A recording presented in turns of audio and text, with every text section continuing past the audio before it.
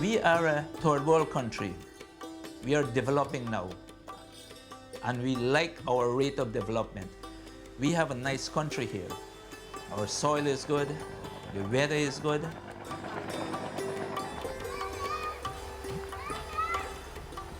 We are peaceful people. We are a hospitable people. And we have a lot of offer to the world in terms of hard work. Hence, our people, they are known for hard work.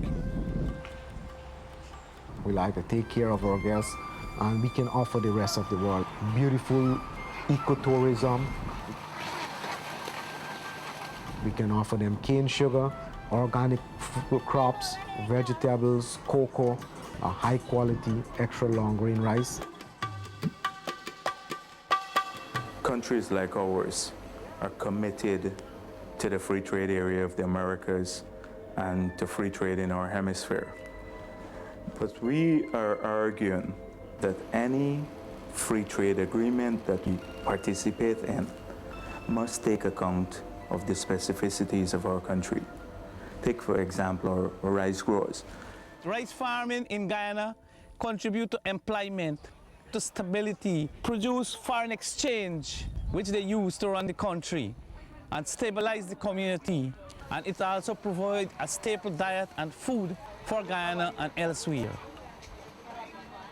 We are proud people in Guyana, and as proud people, we want to be productive. The farmers and the administration and the millers have done such a fantastic job that our production has increased significantly over the years. Our problem is that we are not able to sell our produce at a competitive price.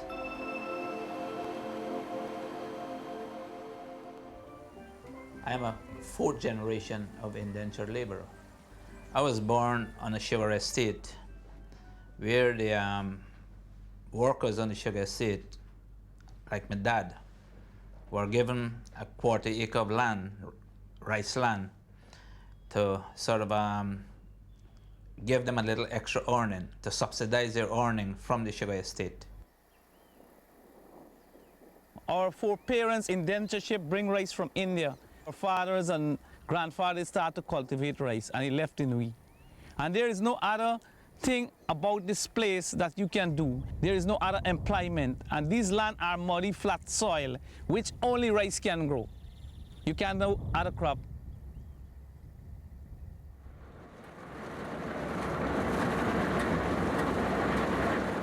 We've come a long way from what it used to be like 155 years ago. From the days of doing land preparation with oxen to the present day of machinery, we've always been involved in rice production and rice cultivation. It's a part and a way of our life. We took a lot of money and developed that land. In the mid-90s, we had about 1,000 employees with a milling capacity of about 20 tons per hour. Right now, because of the decline in prices for our commodity, we're down back to about 300 employees. Rice at one time used to be a very good crop financially. Farmers was well being paid off, live a happy life, could educate their children, give their family health and a bit of luxury. But since the Guyana lost the European market, the price fell and the cost of production started to go up.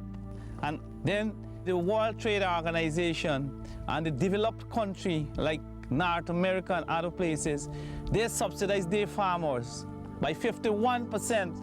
And they tell we can't subsidize ours, which is unfair. Then they say we got to go on a level playing field. Where is the level?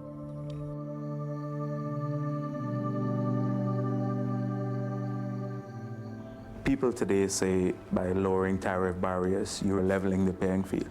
That is not so for our producers. We do not subsidize our rice growers. Our budget cannot afford the subsidies. We're already running a fiscal deficit, and we're trying to close that gap.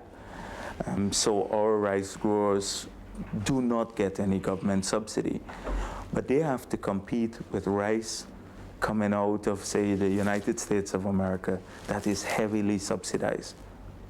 And our rice growers are displaced from those markets because they simply cannot compete. 5 years ago, we were getting 400 United States dollars per ton for our rice going into Europe. Today, we are getting $205 per ton. And the consumers are paying much more now than what they were paying when we were getting $430 per ton. Consumers are paying more and producers are getting less. And that is so bad.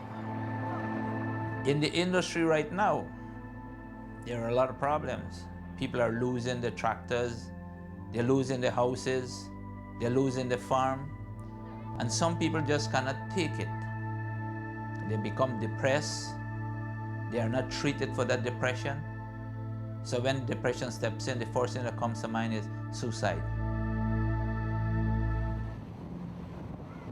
Trade-related issues, agreement on agriculture, removal of subsidy, removal of tariffs and barriers, all these things can spell disaster for small developing countries, for small economies.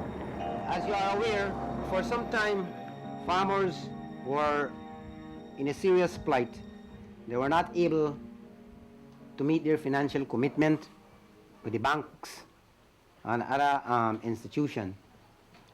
And as you know, there was a committee called the Crisis Committee, which the RPA was part of. The farmers' only voice is through the Rice Producers Association, which makes it all the more important to be up to date on policies, to understand all the WTO technical stuff, so that he can talk with the Minister of Agriculture, the Minister of Foreign Affairs, and then they take it to the Caribbean community and to the WTO. That's the only way the rice farmers can have a voice. And also through NGOs like Oxfam, who hear the cry and try to make a change. The reason we do all this as Oxfam is because we see that the community development that's so urgent, so that poor people can feed themselves, develop their own communities, and survive, depends so much on favorable trading arrangements. If their trading arrangements are unfavorable, we can do all the community development work until we're blue in the face, and it's not going to do any good.